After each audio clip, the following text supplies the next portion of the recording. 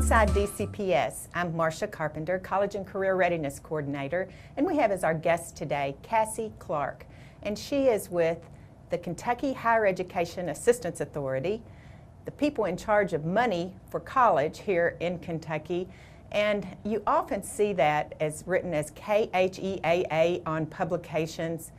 Tell us a little bit about, right now we've got a big push for the FAFSA. Why is the FAFSA important? So the FAFSA is the free application for federal student aid, and it is the form that students fill out if they intend to go to college in the fall, so for the 15-16 school year. Now the form for the 15-16 school year did not become available until January 1st. As of January 1st, students were encouraged to begin filing this form to determine whether or not they're eligible for federal and state aid to help them pay for college. The reason why it's such a big push right now, and there's kind of a sense of urgency about it, is that the state of Kentucky runs out of money every year earlier and earlier. Last year we ran out of money on January 31st, and this year we're predicting even earlier than that. So we encourage students to file very early so that we hold their place in line for the Kentucky funds so that they have that money when they're ready to go to college in the fall. Okay. If a student's ready to fill out that application, what do they need when they go to fill that out? So a couple of things. First of all, I always like to start with telling students to be sure they're at the right website. The website is fafsa.gov. If they were to put that into Google, the very first website to come up is fafsaapplication.com, and that website will actually charge them to file, and you should never pay to file the FAFSA. It is the free application. So the first step is to always be sure you're at the right website. Then once you get started, you'll want to have some income tax returns. Now, we ask students to file based on 2014 income tax returns, but parents aren't going to have those forms ready yet. So our recommendation is to use the 2013 income tax returns if your income is similar for 14 or some sort of estimate of what you think your parents made. So W-2s or final pay stubs or things like that. Because what the form is trying to capture is household income to determine what the eligibility would be for need-based aid. Okay. What are some of the common questions that you have as students and parents are working on this? So I hear a lot, one question that I hear is, do we have to file it?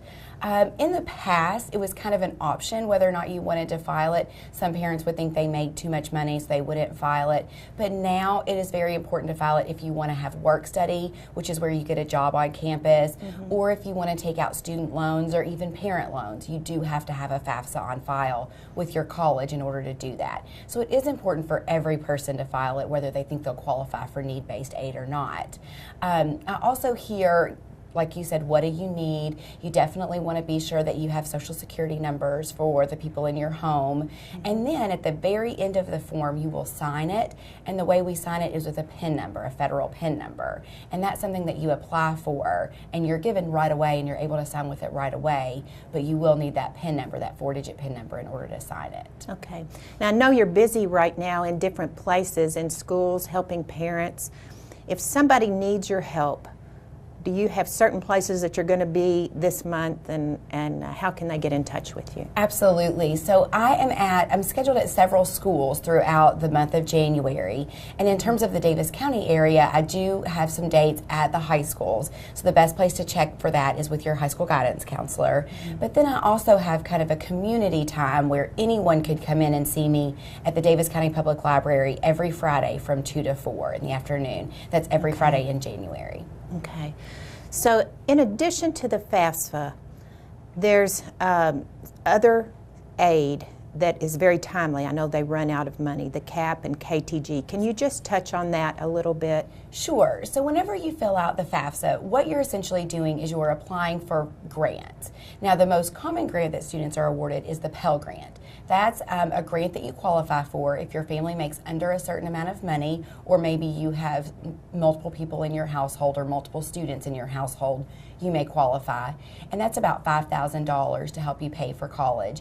Then the state funds funds, and those are the things that we run out of so quickly. We have the CAP grant, the College Access Program grant. If you're staying in the state of Kentucky, you can qualify for that if you meet the requirements, and that's $1,900 per year to help study in the state of Kentucky.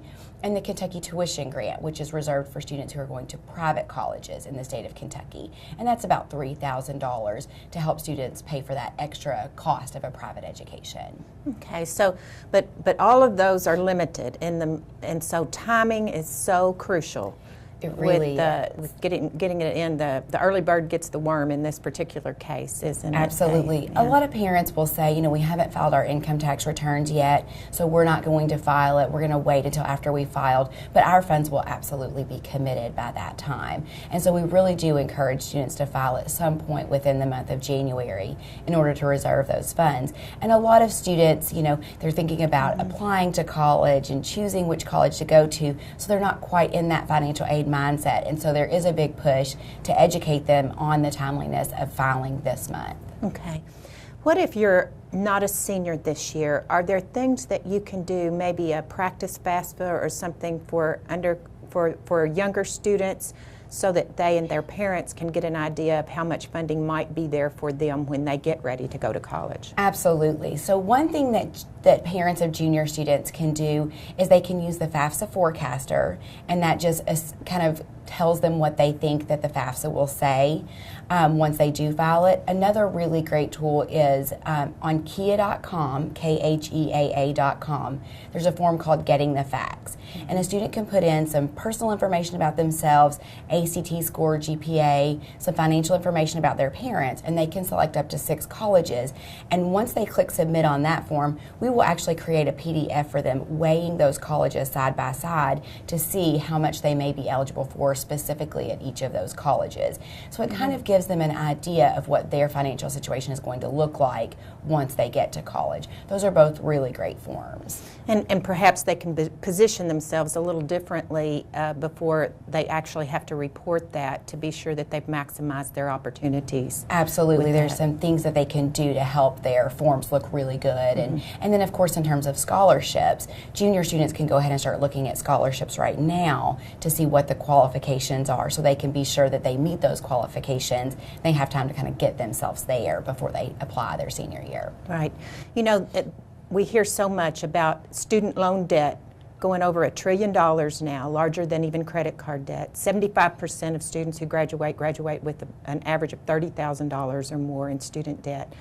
There are ways to protect ourselves from that student debt and protect our students if we just pay attention to some of the opportunities that are out there.